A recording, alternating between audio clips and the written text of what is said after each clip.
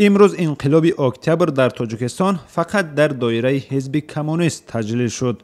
حالانکه 26 سال قبل در آوان شوروی در این روزها خیلی متنتن و گسترده جشن گرفته می شد.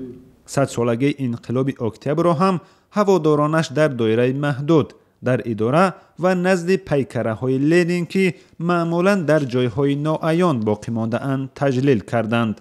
همین روز در همه کمیته های حزبی شهر و نویه ها، منطقه ها و ولایت ها و در خود کمیته مرکزی یعنی بخشیده به 100 سالگی انقلاب کبیر سوسیالیستی اکتبر کنفرانس های علمی نظریوی گذاشته استودند.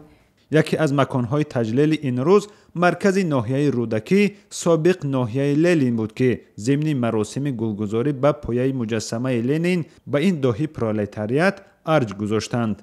با تاکید مسئولان حزب کمونیست تاجیکستان در چاره‌بینی‌های بخشیده بعد 100 سالگی انقلاب اکتبر حدود 1000 نفر را به صف حزب شامل کردند. امروز کمیته ولایتی سوق در این جوده بسیار یک پیشروی کلان دارد، یعنی قریب 800 نفر رو به صف حزب کمونیست تاجیکستان قبول نمود که 80% ویو رو جوانان تشکیل میکنند و زنان هستند. حزب کمونیست در تاجیکستان 93 سال پیش تأسیس شده. در تمام 70 سال موجودیت اتفاق سوویتی حزب مرکزی و یک حکمران بود. بعد پاشخوری نظام سابق این حزب از نو ثبت نام شد و فعلا شمار اعضایش به بیش از 35,000 نفر گفته می شود.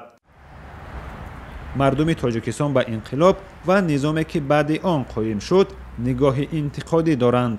همچنین از این سنه چون از آغاز تعقیبات عقیدوی نام میبرند و کشتار روشنفکران خود را به آن ربط میدهند. شادمان یتیم، آزادی، دوشنبه.